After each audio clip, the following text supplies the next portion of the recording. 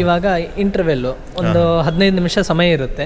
ಕೈ ಕಾಲಿಗೆ ಅಥವಾ ನೀರು ಕುಡಿಲಿಕ್ಕೆ ಹೋಗಿ ಬರ್ಬೋದು ಈ 15 ನಿಮಿಷ. ರಜೆ ನಮಗೆ ಅಮಾವಾಸ್ಯೆ ಪಾಡ್ಯ ಅಂತ ರಜೆ ಕೊಡ್ತಾರೆ, ಆಮೇಲೆ ಹುಣ್ಣಿಮೆ ಪಾಡ್ಯ ರಜೆ ಕೊಡ್ತಾರೆ. 15 ದಿನಕ್ಕೆ 2 ದಿನ ರಜೆ. ಯಾರು ಹುಡುಗರು ಇವರು? कहाँ से आए? बिहार बिहार बिहार से आए? गया बिहार गया. इधर आने का उधर पाठशाला नहीं है मगर इधर आए हैं उधर से. इधर इधर इधर बहुत अच्छा लगता है. इधर पढ़ाई भी बहुत अच्छा होता है. ರಾಯರ ಬೃಂದಾವನ ಇದೆ, ಮೇಲೆ ಪ್ರಾಣದೇವರಿದ್ದಾರೆ. ಇಲ್ಲಿ ಏನು ವಿಶೇಷ ಏನಂತಂದರೆ ರಾಯರು ಯಾವಾಗಲೂ ಕೂಡ ಬಲಗಡೆಯಿಂದನೇ ಪ್ರಸಾದ ಕೊಡೋದಿಲ್ಲ. ಈಗ ಹೂವಿಟ್ಟಿದ್ದಾರೆ, ನೀವು ಸಾಯಂಕಾಲ ಬೇಕಾದರೆ ಒಂದು 6 ಗಂಟೆ. ಸುಮಾರು ಒಂದು ಶಾಖೆಯನ್ನು ವೇದಾಧ್ಯಯನ ಮಾಡಬೇಕಾದ್ರೆ 10 ರಿಂದ 15 ವರ್ಷ ಬೇಕು. ಹೇಗೆ ನೀವು BA MA MPhil PhD. ಈಗ ಸುಧಾ ಕಕ್ಷೆ ಸುಧಾ ಕಕ್ಷೆ ಅಂತಂದರೆ ಆಚಾರ್ಯ ಹೇಳಿದಂತೆ ನಮ್ಮ ಗುರುಕುಲದಲ್ಲಿ ಇಲ್ಲಿನ ಪಾಠಾವರಣದಲ್ಲಿ ಇಲ್ಲಿ ಏನು ಪಾಠ ಕಲಿತೇವೆ ಆ ಪಾಠ 10 ಕಕ್ಷೆಗೆ ಮುಗಿದು ಹೋಗ್ಬಿಡುತ್ತದೆ. ತದನಂತರದಲ್ಲಿ ಗುರುಗಳು ಸುಬುಧೇಂದ್ರ ತೀರ್ಥ ಶ್ರೀಪಾದಂಗಳವರು ಪಾಠ ಮಾಡ್ತಾರೆ. ಇಲ್ಲಿ ಮಾಡೋದಿಲ್ಲ, ನಾವು ಇಲ್ಲಿ ಕೂತು ಚಿಂತನೆಯನ್ನು ಮಾಡ್ತೇವೆ ಪ್ರತಿನಿತ್ಯ. ಇಲ್ಲಿ ಕೂತ್ಕೊಂಡು ಚಿಂತನೆ ಮಾಡೋದು. ಇನ್ನು ಒಂದು 2 ಬ್ಯಾಚ್ ಇದೆ ಸ್ವಾಮಿಗಳ ಹತ್ರ, 3 ಬ್ಯಾಚ್ ಪಾಠಕ್ಕೆ ಹೋಗ್ತೇವೆ ನಾವು. 3 ಬ್ಯಾಚು ಅಂದರೆ ನಮ್ಮ ಬ್ಯಾಚು ಹೊಸ ಬ್ಯಾಚು, ಮೊನ್ನೆ ಸೇರಿಕೊಂಡಿದ್ದು ನಾವು. ಅದಕ್ಕಿಂತ ಹಿಂದಿನ 2 ಬ್ಯಾಚು ಇವೆ.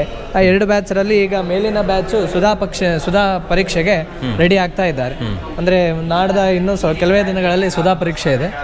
ಆ ಸುಧಾ ಪರೀಕ್ಷೆಗೆ ಈ ಬ್ಯಾಚು ಅಂದರೆ ಈ ಅಣ್ಣಂದರು, ನಮ್ಮ ಹಿರಿಯ ಅಣ್ಣಂದರು, ಇವರೆಲ್ಲರೂ ಕೂಡ ಸುಧಾ ಪರೀಕ್ಷೆಗೆ ರೆಡಿ ಆಗ್ತಾ ಇದ್ದಾರೆ. ಸುಧಾ ಪರೀಕ್ಷೆ ಅಂದ್ರೆ ಏನು? ಸುಧಾ ಪರೀಕ್ಷೆ ಅಂತ ಪಾಸ್ ಆದ್ರೆ ಏನು ಇದೆ? ಸುಧಾ ಪರೀಕ್ಷೆ ಅದರಲ್ಲಿ ಪಾಸ್ ಆಗೋದು ಅಂತಂದ್ರೆ ಸುಧಾ ಅನ್ನೋದು ಬಹಳ ಕಠಿಣವಾದಂತಹ ಗ್ರಂಥ. PhD ಇದ್ದಂಗೆ. PhDಗಿಂತನೂ ಜಾಸ್ತಿನೇ ಸುಧಾ ಅನ್ನೋದು. ಆ ಸುಧಾವನ್ನು ನಾವು ಮುಖೋದ್ಗತವಾಗಿ ಅಂದರೆ ಪುಸ್ತಕರಹಿತವಾಗಿ ನಾವು ಎಲ್ಲರೂ ಅಧ್ಯಾಪಕರು ಮತ್ತು ವಿದ್ವಾಂಸರು ಮತ್ತು ಅನೇಕ ಮಠಾಧಿಪತಿಗಳು ಬಂದಿರ್ತಾರೆ. ಅವರು ಏನು ಪ್ರಶ್ನೆ ಕೇಳ್ತಾರೆ ಅದಕ್ಕೆ ನಾವು ಪುಸ್ತಕ ಇಲ್ಲದೆ ಉತ್ತರವನ್ನು ಕೊಡೋದೇ ಸುಧಾ ಪರೀಕ್ಷೆ ಅಂತ ನಾವು ಕರಿತೇವೆ. ಆ ಸುಧಾ ಮಂಗಳ ಆದಮೇಲೆ ನಮಗೆ ಹೀಗೆ ಹೊರಗಡೆ ಹೇಗೆ ಕಾಲೇಜ್ಗಳಲ್ಲಿ ಡಿಗ್ರಿ ಅನ್ನೋದು ನಮಗೆ ಬರ್ತದೋ ಅದೇ ರೀತಿಯಾದಂಥ ಸುಧಾ ಮಂಗಳ ಆದಮೇಲೆ ಅದು ಡಿಗ್ರಿ ಅನ್ನೋದು ನಮಗೆ ಬಂದಂತ ಆಗ್ತದೆ. ಆಮೇಲೆ ನಮಗೆ ಸುಧಾ ಪಂಡಿತರು ಅನ್ನೋ ಹೆಸರು ಒಂದು ಬರುತ್ತೆ. ಅದನ್ನ ಇಟ್ಕೊಂಡು ನೀವು ಎಲ್ಲಿ ಬೇಕಾದ್ರೂ ಅದು ಅಪ್ಲೈ ಮಾಡ್ಬೋದು ಅಥವಾ ಪರಿಗಣಿಸ್ತಾರೆ ಎಲ್ಲ ಕಡೆ? ಸುಧಾ ಪಂಡಿತರು ಅಂತ ಪರಿಗಣಿಸ್ತಾರೆ. ಎಷ್ಟು ಜನ ಇದ್ದಾರೆ ಇಲ್ಲಿ ಟೋಟಲ್? ಇವರು ಬ್ಯಾಚಲ್ಲಿ 11-12 ಜನ ಇದ್ದಾರೆ ಇವರು. ಈಗ ಎಕ್ಸಾಮ್ ಏನು 1 ವರ್ಷ ಓದಬೇಕಾ, ಎಷ್ಟು ವರ್ಷ ಓದಬೇಕು ಸುಧಾ ಪರೀಕ್ಷೆಗೆ? ಸ್ವಾಮಿಗಳು ಪಾಠ ಮಾಡಿದ ನಂತರ ಅವರು ಪರೀಕ್ಷೆಗೆ ರೆಡಿ ಮಾಡಲಿಕ್ಕೆ ಬಿಟ್ಟು ಬಿಡ್ತಾರೆ ಸ್ವಾಮಿಗಳು. ನಾವು ಒಂದಿಷ್ಟು ವರ್ಷ ಅಂತ ಟೈಮ್ ಕೊಟ್ಟಿರ್ತಾರೆ, 1 ವರ್ಷನೋ 1.5 ವರ್ಷನೋ ಟೈಮ್ ಕೊಟ್ಟಿರ್ತಾರೆ. ಅಲ್ಲಲ್ಲಿ ನಾವು ಎಲ್ಲ ಏನೇನು ಎಷ್ಟೆಷ್ಟು ಪರೀಕ್ಷೆ ಕೊಡಬೇಕು ಅಂತಂದು ಸ್ವಾಮಿಗಳು ಹೇಳಿರ್ತಾರೆ. ಆ ಪರೀಕ್ಷಾ ವಿಭಾಗವನ್ನು ನಾವು ನೋಡಿಕೊಂಡು ರೆಡಿ ಆಗಿರಬೇಕು. ಇಲ್ಲಿ ಏನು ಸಿಲೆಬಸ್ ಏನಿರ್ತದೆ? ಸುಧಾ ಗ್ರಂಥವೇ ಇರ್ತದೆ. ಸುಧಾ ಗ್ರಂಥ ಅಂದರೆ ಸುಧಾ ಅಂತಂತಂದ್ರೆ ನಾವು ಆಚಾರ್ಯರು ಮೊದಲು ಹೇಳಿದ್ರಲ್ಲ, ಅಲ್ಲಿ ಅಣುಸುಧಾ ಅಂತ ಹೇಳಿದ್ರಲ್ಲ, ಅದನ್ನ ಇಲ್ಲಿ ಆಚಾರ್ಯರು ಅಣುವ್ಯಾಖ್ಯಾನ ಅಂತ ಬರೆದಿದ್ದು. ಆ ವ್ಯಾಖ್ಯಾನಕ್ಕೆ ಜೈತೀರ್ಥರು ಸುಧಾ ಅಂತ ವ್ಯಾಖ್ಯಾನ ಬರೆದು ಅದನ್ನು ನಾವು ಇಲ್ಲಿ ರಾಯರು ಪರಿಮಳ ಎಂಬುವಂತಹ ವ್ಯಾಖ್ಯಾನ ಬರೆದಿದ್ದಾರೆ. ಅನೇಕ ವ್ಯಾಖ್ಯಾನಗಳಿವೆ ಅದಕ್ಕೆ. ನಮ್ಮ ಶ್ರೀಮಠದಿಂದ 25 ಟಿಪ್ಪಣಿಯಿಂದ ಸಮೇತವಾದಂತಹ ಪುಸ್ತಕಗಳನ್ನು ನಮ್ಮ ಶ್ರೀಮಠದಿಂದ ಪ್ರಿಂಟ್ ಮಾಡಿದ್ದಾರೆ. ಅದನ್ನು ಪೂರ್ತಿ ಓದ್ತಾರೆ ಇಲ್ಲಿ? ಪೂರ್ತಿ ಸ್ವಾಮಿಗಳು ಪಾಠ ಮಾಡ್ತಾರೆ. ಪೂರ್ತಿ 25 ಟಿಪ್ಪಣಿನೂ ಸ್ವಾಮಿಗಳು ಪಾಠ ಮಾಡ್ತಾರೆ. ಇಲ್ಲಿನ ಅಧ್ಯಯನದ ಜೊತೆಗೆ ಹೊರಗಿನ ಮಾಸ್ಟರ್ ಡಿಗ್ರಿ ಅಂದರೆ MA BA ಕೂಡ ನಾವು ಮಾಡ್ಕೊಳ್ಬಹುದು. ನಮಗೆ MA BA ಕೂಡ ನಮ್ಮ ಪಾಠಶಾಲೆಯಿಂದನೇ ಕಟ್ಟಿಸ್ತಾರೆ. ಸಂಸ್ಕೃತ ಭಾಷೆಯಲ್ಲಿ ಮಾಡ್ಬೋದು. ಆ ನಂತರ ಅಧ್ಯಾಪಕರಾಗೂ ಸೇರ್ಬೋದು. ಆಮೇಲೆ ಗೌರ್ಮೆಂಟ್ ಅಧ್ಯಾಪಕರಾಗೂ ಸೇರ್ಬೋದು. ಆಮೇಲೆ ನಮಗೆ ಬೇರೆ ಬೇರೆ ಬಹಳ ವಿಷಯ ಆಪ್ಷನ್ ಇರುತ್ತೆ. MA ಆಪ್ಷನ್ನು, ಆಮೇಲೆ MA ಆದಮೇಲೆ BA MA ಆದಮೇಲೆ PhD ಮಾಡ್ಬೋದು, B.Ed ಮಾಡ್ಬೋದು. PhD ಮಾಡಿದವರು ಎಲ್ಲಿ ಹೋಗ್ಬೇಕು? PhD ಮಾಡಿದವರು ಇಲ್ಲೇ ಇದ್ದಾರೆ ಎಷ್ಟೋ ಜನ. ಈಗ ನೀವು ಹಿಂದೆ ಆಚಾರ್ಯ ಮಾತಾಡ್ಸಿರಲ್ಲ, ಆಚಾರ್ಯ PhD ಮಾಡಿದ್ದಾರೆ, ಡಾಕ್ಟರೇಟ್ ಅವರು. ಅವ್ರ ಹೆಸರು ಡಾಕ್ಟರ್ ವೇಣುಗೋಪಾಲ್ ಆಚಾರ್ಯ ಅಂತ ಅವ್ರ ಹೆಸರು. ಇನ್ನೊಬ್ರು PhD ಮಾಡಿದ್ದಾರೆ, ಅವರು ದ್ವೈತ ವೇದಾಂತದ ಮೇಲೆ ಮಾಡಿದ್ದಾರೆ. ಇನ್ನೊಬ್ರು ಅಲ್ಲಿ ಮಾತಾಡಿದ್ರೆ ಡಾಕ್ಟರ್ ರಮೇಶ್ ಆಚಾರ ಅಂತ ಮಾತಾಡಿದ್ರು. ಅಲ್ಲಿ ಅವ್ರು ಬರ್ತಾ ಇದ್ದಾರೆ, ಅವ್ರು ಡಾಕ್ಟರ್ ರಮೇಶ್ ಆಚಾರ ಅಂತ. ಅವರು ನ್ಯಾಯಶಾಸ್ತ್ರದಲ್ಲಿ PhD ಮಾಡಿದ್ದಾರೆ. ಇನ್ನು ಡಾಕ್ಟರ್ ಭಾಸ್ಕರಾಚಾರ ಅಂತ ಇನ್ನೊಬ್ರು ಇದ್ದಾರೆ, ಅವರು PhD ಮಾಡಿದ್ದಾರೆ. ಇಲ್ಲೇ ಇದೆಯಾ ಅದು? ಇಲ್ಲ, ತಿರುಪತಿ ಯೂನಿವರ್ಸಿಟಿಯಲ್ಲಿ ಮಾಡಿದ್ದು. ತಿರುಪತಿ ಯೂನಿವರ್ಸಿಟಿ, ಬೆಂಗಳೂರು ಯೂನಿವರ್ಸಿಟಿ, ನಮ್ಗೆ ಯಾವ ಯೂನಿವರ್ಸಿಟಿ ಬೇಕೋ ಆ ಯೂನಿವರ್ಸಿಟಿಯಲ್ಲಿ ಮಾಡ್ಕೊಳ್ಳೋದು. ಇನ್ನು ಒಳಗಡೆ ಋಗ್ವೇದ ಯಜುರ್ವೇದ ಅಂತ ಕಕ್ಷೆಗಳಿವೆ. ಈಗೇನು ಬಿಡುವಿದೆ ಈಗ? ಇವಾಗ ಇಂಟರ್ವೆಲ್ ಒಂದು 15 ನಿಮಿಷ ಸಮಯ ಇರುತ್ತೆ. ಕೈ ಕಾಲಿಗೆ ಅಥವಾ ನೀರು ಕುಡಿಲಿಕ್ಕೆ ಹೋಗಿ ಬರ್ಬೋದು ಈ 15 ನಿಮಿಷದಲ್ಲಿ. ಮತ್ತೆ 3ನೇ ಪೀರಿಯಡ್ ಕಕ್ಷೆಗೆ ಕೂಡಬೇಕು. ಎಷ್ಟು ಪೀರಿಯಡ್ ಇರುತ್ತೆ ಸರ್ ಡೇಲಿ? ಪ್ರತಿನಿತ್ಯ 6 ಪೀರಿಯಡ್ ಇರುತ್ತೆ. ಬೆಳಗ್ಗೆ 9 ರಿಂದ 12 ಗಂಟೆವರೆಗೂ 3 ಪೀರಿಯಡ್, 2 ರಿಂದ 5 ಗಂಟೆವರೆಗೂ 3 ಪೀರಿಯಡ್. ಬೆಳಗ್ಗೆ ಮಧ್ಯದಲ್ಲಿ 10:50ರಿಂದ 11:05 ಒಂದಿಷ್ಟು ಬಿಡುವು, 15 ನಿಮಿಷ ಬಿಡುವು ಸಿಗುತ್ತೆ. ಮಧ್ಯಾಹ್ನದಲ್ಲೂ ಕೂಡ ಅದೇ ರೀತಿಯಾಗಿ 15 ನಿಮಿಷ ಬಿಡುವು ಇರುತ್ತೆ. ಮಧ್ಯಾಹ್ನದ ರಜೆ ಯಾವಾಗ ಇವರಿಗೆ? ರಜೆ ನಮಗೆ ಅಮಾವಾಸ್ಯೆ ಪಾಡ್ಡೆ ಅಂತ ರಜೆ ಕೊಡ್ತಾರೆ, ಆಮೇಲೆ ಹುಣ್ಣಿಮೆ ಪಾಡ್ಡೆ ರಜೆ ಕೊಡ್ತಾರೆ. ಹುಣ್ಣಿಮೆ ಪಾಡ್ಯ 15 ದಿನಕ್ಕೆ 2 ದಿನ ರಜೆ ಅಂದ್ರೆ ಚಂದ್ರನ ಚಲನೆ ಆಧಾರಿತ ಆವಾಗ ರಜೆ, ಆಮೇಲೆ ಚಂದ್ರ ಇರ್ಲಾರ್ದಾಗೂ ರಜೆ ನಮಗೆ. ಚಂದ್ರ ಪೂರ್ಣ ಬಂದಾಗ ಅದೇ ಇದೆಲ್ಲ ಆಫೀಸ್ ಇದೆಲ್ಲ. ಮತ್ತೆ 2 ಕ್ಲಾಸ್ ಋಗ್ವೇದ ಅಲ್ಲಿ ಒಳಗಡೆ ಇರೋದು. ಹೋಗುವ ಸರ್ ಒಳಗಡೆ ಹಿಂಗೆ ಹೋಗೋದಾ? ಬಿಹಾರ್ ಹುಡುಗರು ಇವರು. कहाँ से आए? बिहार से आए? गया, बिहार गया. इधर आने का उधर पाठशाला नहीं है मगर इधर आए हैं उधर से. इधर बहुत अच्छा लगता है. इधर पढ़ाई भी बहुत अच्छा होता है. और इधर कितने कक्षा में एडमिशन लिया है आप? यहाँ यजुर्वेद, यहाँ कक्षा नहीं. यजुर्वेद सीखने के लिए इधर आए हैं. हाँ. और कक्षा उधर ही पूर्ण किए हैं आप? हाँ. कितने समय हो गया इधर आके? 6 मंथ. 6 ಮಂತ್. ऐसा है पढ़ाई? बहुत अच्छा चल रहा है. अच्छा है. ನೋಡಿ, ಇವರಿಬ್ಬರು ಬಿಹಾರದಿಂದ ಬಂದಂಥ ವಿದ್ಯಾರ್ಥಿಗಳು ಇಲ್ಲಿ ಋಜುರ್ವೇದವನ್ನು ಕಲೀಲಿಕ್ಕೆ ಬಂದಿದ್ದಾರೆ.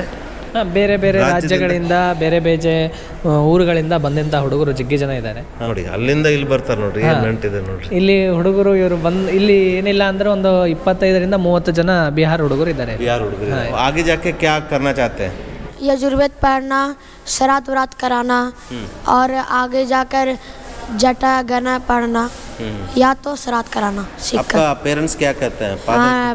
पिंडदान कराते विष्णुपाद. ಇವರು ತಂದೆ ಗಯಾ ವಿಷ್ಣುಪಾದ ಅರ್ಚಕರು. ಇವರು ತಂದೆ ಗಯಾದಲ್ಲಿ ಬೋಧಗಯಾದಲ್ಲಿ ಬೋಧಗಯಾದಲ್ಲಿ ವಿಷ್ಣುಪಾದ ಅರ್ಚಕರು ಇದ್ದಾರೆ ನೋಡ್ರಿ. ಇವರು ಅವ್ರ ಮಗ ಅವರು. ಉದರ ಆಪಿ ಜಾತೆ ಬೋಧಗಯಾ ಮೇ 15 ನಿಮಿಷ ಬಿಡು ಇರುತ್ತೆ. 15 ನಿಮಿಷ. ಯಾವ ಊರಿನಿಂದು? ಬಾಗಲಕೋಟೆ. ಎಲ್ಲಿ ಬಾಗಲಕೋಟದಲ್ಲಿ? ಕಲ್ಯಾಣವಾಣಿ. ಹೌದಾ? ಯಾವ ಕಕ್ಷೆಯಲ್ಲಿ ಓದ್ತಿದ್ಯಪ್ಪ? ಅಕ್ಷರಾಭ್ಯಾಸ. ಒಂದು ಪ್ರಥಮ ಕಕ್ಷೆ. ಹೇಗೆ ಅನ್ಸದ ಇಲ್ಲಿ? ಚಲೋ ಅನ್ಸದ? ಎಲ್ಲ ಬರ್ತದ? ಬರ್ಲಿಕ್ಕೆಲ್ಲ ಬರ್ತದ? ಹಳೆಯ ಗುರುಕುಲ ಪದ್ಧತಿನ ನಮ್ಗೆ ನೆನಪಿಸ್ದಂಗಾಯ್ತು ಈಗ. ಬಹಳ ಮುಖ್ಯವಾಗಿ ಸಂಸ್ಕಾರವಂತರಾಗಿ ಬೆಳೀತಾರೆ.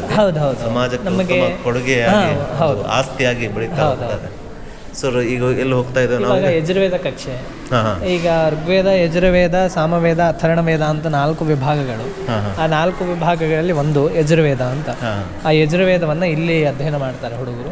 ಯಜುರ್ವೇದ ಅಧ್ಯಾಪಕರು ಇವರು. ಯಜುರ್ವೇದ ಪಾಠವನ್ನು ಮಾಡ್ತಾ ಇದ್ದಾರೆ. ನನ್ನ ಹೆಸರು ಲಕ್ಷ್ಮೀನಾರಾಯಣ ಅಂತ ಸರ್. ನಾನು ಕೃಷ್ಣ ಯಜುರ್ವೇದವನ್ನು ಪಾಠ ಮಾಡ್ತಾ ಇದ್ದೇನೆ.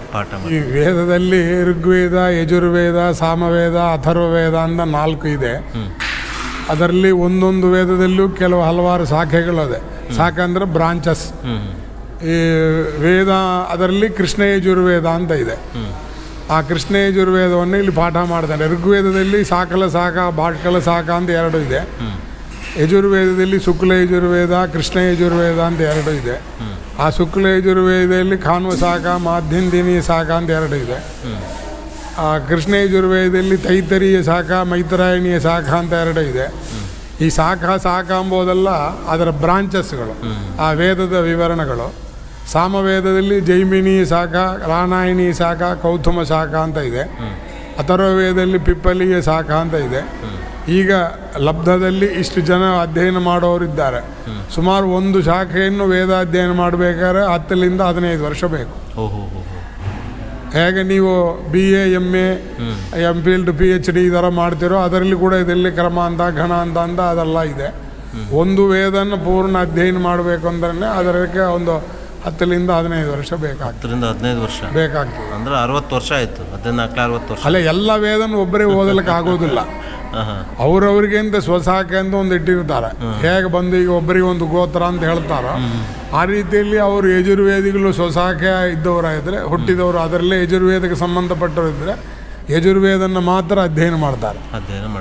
ಮುಖ್ಯ ವಿಷಯ ವೇದದಲ್ಲಿ ಏನು ಅಧ್ಯಾವಸರಿದೆಯೋ ಅದನ್ನು ಮಾತ್ರ ತಿಳ್ಕೊಳ್ತಾರಾಗಲಿ, ಆ ಯಜುರ್ವೇದ ಮಾತ್ರ ಅಧ್ಯಯನ ಮಾಡಿರ್ತಾರೆ. ಆ ಪಾಠವನ್ನು ನಾವು ವಿದ್ಯಾರ್ಥಿಗಳಿಗೆ ಪಾಠ ಮಾಡ್ತಾ ಇದ್ದೀವಿ. ಎಷ್ಟು ವಿದ್ಯಾರ್ಥಿಗಳಿದ್ದಾರೆ ಈಗ ಪ್ರಸ್ತುತ 12 ವಿದ್ಯಾರ್ಥಿ ಇದ್ದಾರೆ. 12 ವಿದ್ಯಾರ್ಥಿಗಳಿದ್ದಾರೆ. ಈ ಹುಡುಗ ಕಡಪದಿಂದ ಬಂದವನು. ಆಂಧ್ರ ಪ್ರದೇಶ್ ಕಡಪ. ಆ ಹುಡುಗರು ಏನು ಇದ್ದಾರಲ್ಲ ಅವರಿಗೆ ಇವರು ಸೀನಿಯರ್ ಹುಡುಗರು. ಅಂದರೆ ಇವರು ಬಂದು ಇಷ್ಟು ಭಾಗಗಳನ್ನು ಅಧ್ಯಯನ ಮಾಡಿಬಿಟ್ಟಿದ್ದಾರೆ ಅವಾಗ. ಅವರು ಹೊಸ ಹುಡುಗರು ಅವರು, ಹಾಗಾಗಿ ಅವ್ರಕಿನ್ನ ಇವರು ಸ್ವಲ್ಪ ಅಪ್ಡೇಟ್ ಸೀನಿಯರ್ಸ್. ಇವನು ಪಂಚಮುಖಿ ಗೊತ್ತಲ್ಲ ನಿಮಗೆ? ಪಂಚಮುಖಿ ಅರ್ಚಕರ ಮಗ. ತಮ್ಮ ಹೆಸರು? ಸುಷಮೇಂದ್ರಾಚಾರ್ಯ. ಅಭ್ಯಾಸ ಹೇಗೆ ನಡೀತಾ ಇದೆ? ಚಲೋ ನಡೀತದೆ. ಇಲ್ಲಿ ಇನ್ನೊಂದು ವಿಶೇಷ ಏನಂತಂದರೆ ನಮ್ಮ ಗುರುಗಳಾದಂತಹ ಸುಬುಧೇಂದ್ರ ತೀರ್ಥರ ಪೂರ್ವಾಶ್ರಮದ ಪುತ್ರನೂ ಕೂಡ ಇಲ್ಲೇ ಅಧ್ಯಯನ ಮಾಡ್ತಾನೆ. ಹೌದು, ಇಲ್ಲೇ ಅಧ್ಯಯನ ಮಾಡ್ತಾನೆ. ಈಗಿದ್ದಾರೆ ಅವರು? ಅವರಿಲ್ಲ, ಇವಾಗ ಒಂದು ಸ್ವಲ್ಪ ಹೊರಗಡೆ ಹೋಗಿದ್ದಾರೆ, ಎಲ್ಲೋ ಇದ್ದಾರೆ. ಅವರು ಕೂಡ ಇಲ್ಲೇ ಅಧ್ಯಯನ ಮಾಡ್ತಾರೆ. ನಮಗೆ ವಿದ್ಯಾರ್ಥಿಗಳಿಗೆ ಏನು ತಿಂಡಿ ಪದಾರ್ಥ ಬೇಕೋ ಅವೆಲ್ಲವೂ ಕೂಡ ಇಲ್ಲಿರುತ್ತೆ. ತರಕಾರಿ, ಊಟದ ಸಾಮಗ್ರಿಗಳು ಎಲ್ಲವೂ ಕೂಡ ಇಲ್ಲಿರುತ್ತೆ. ಅಡಿಗೆಯವರಿದ್ದಾರೆ.